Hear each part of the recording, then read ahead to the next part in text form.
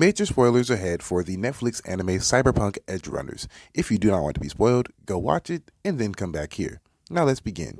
So this story follows the journey of David Martinez, a street punk kid who is trying to find his way in the world and keeps finding himself through unfortunate event after unfortunate event, primarily raised by his mother, who is struggling to make ends meet and to get him through school. David believes that he is special, that he is different from everyone else that he has ever known throughout his entire life.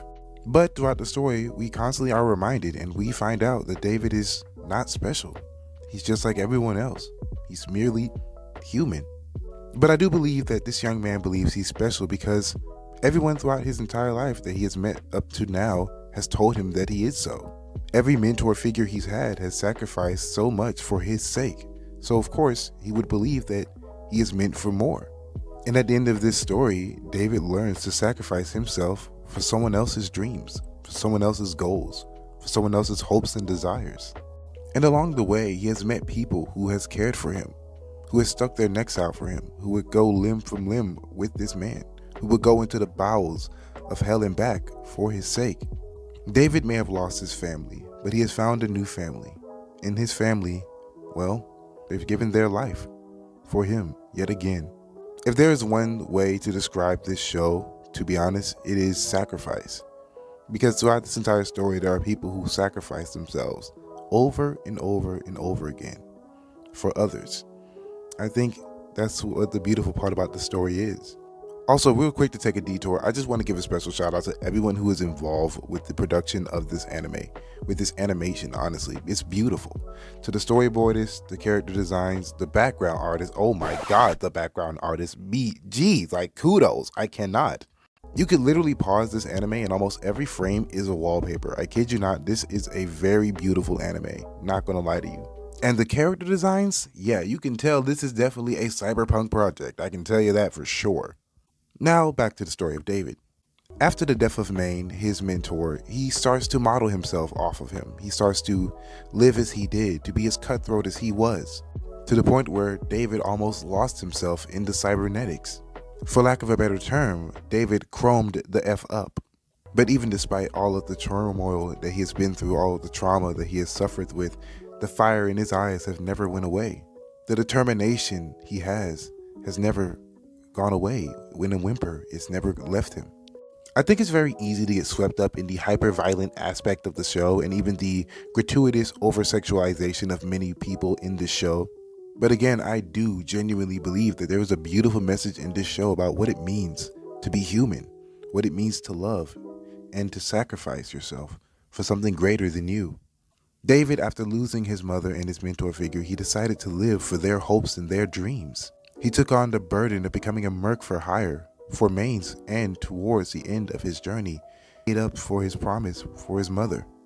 He made it to the top of the mountain. He made it to the top of the building that she aspired for him to be. In his own way, he fulfilled his dream, or more accurately, the dream of his mother. And even after all of the meds started to wear off and to stop taking effect, even after David slowly started to go mad due to the cybernetics, due to everything taking a toll on him, his mind is constantly pushing him and driving him to keep going, to keep pushing forward. He gets flashes of his mother, flashes of Maine, flashes of what he's doing this for, why he's still going, even though he has lost himself to insanity. And through all of the chaos, through all of the bloodshed, through all of the death and destruction, there was one person who could bring him back to the edge. There was one person who can bring him back to his sanity. His home, his safe space, so to speak, is a young lady that he did all of this for. He did all of this so this one young lady could walk on the moon and see the sun. At the end of this day, at the end of this story, David tragically died so that someone else could live, so that she could live. He stared death in the face and he finally died as a man. He had no regrets, no doubts, and no fear. The most tragic thing about this entire story is that this was a very young man whose life was tragically cut short. In a way, and the very tragic part of it again is the fact that David was almost destined to fail throughout this entire story. Yet in his own way, he rose to greater heights that I don't think his mother could have ever imagined.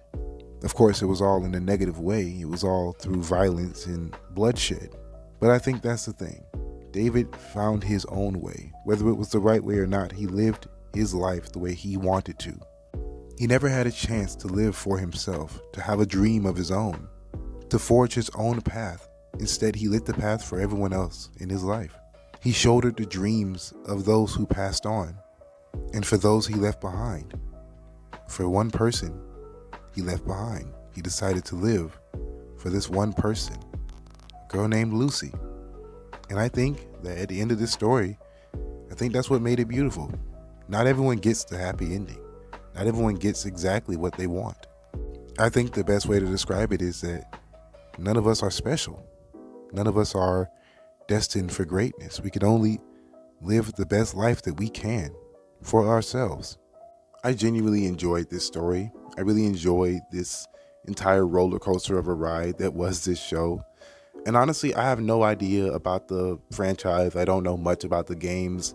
I don't know much about anything about Cyberpunk, but I dove into this animation because a friend recommended it to me. And honestly, I'm glad he did. This was a very gory show, to say the least. Like, it's very grotesque. Like, they don't hold your hand through any capacity. And also, rip that freaking cop at the beginning of this freaking animation, by the way, because man, this man got obliterated. Like, just popped. It was tragic, man. It was bad. But at the end of the day, man, let me know your thoughts in the comments below. Let me know what you thought about Cyberpunk Edgerunners. Anyways, I enjoyed this. It was good talking to y'all. Thank you guys for listening. Like, comment, subscribe, do all that good stuff. And I will see y'all in the next video. Peace.